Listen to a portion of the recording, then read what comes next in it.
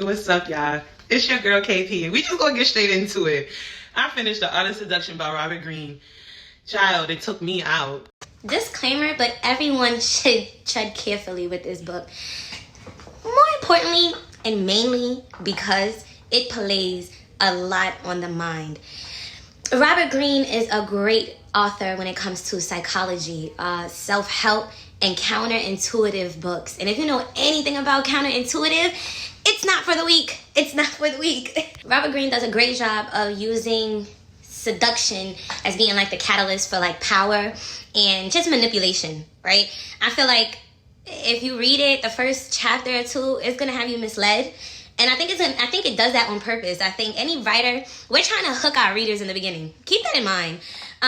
Not only that, he talks about so many different accounts of different women archetypes and the different manipulative strategies that these women use. And then he used the counterparts of their partners, like the Croquet and the Star and Harem effect and all of these like theoretical concepts that are used in psychology world. And as someone who came out of psychology that transferred into sociology, I thought it was just everything that you want to read in one. Like, I loved it.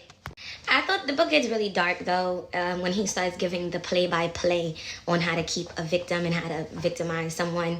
But more importantly, I think he was just trying to let us know how manipulative people are as well. And for us to remember, it's a counterintuitive approach. So he's playing like reverse psychology on even his writers. So in a way, on his readers, aka his audience. So in a way, you could think about it like, you reading this book, you are a victim already. Given off of the pieces that he tells us in the book. You have to have read it to know what I mean. But the book was it was dope. It was dope.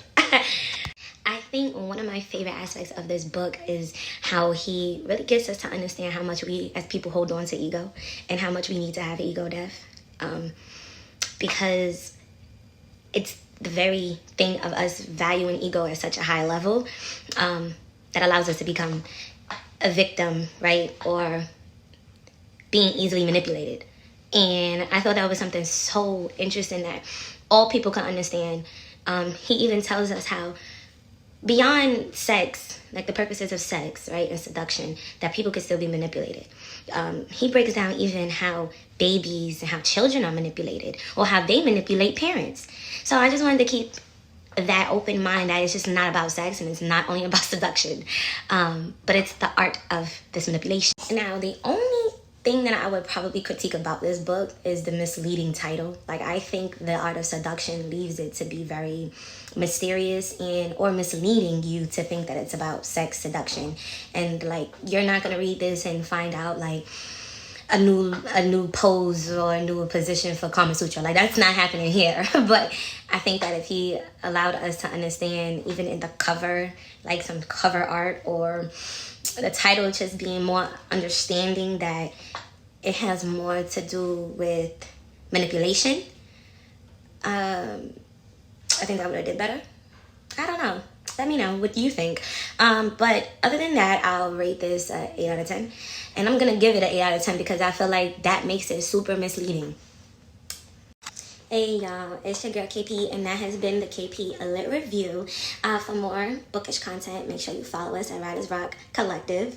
Give us a like, a share, comment. I'll see you at the next one. Peace.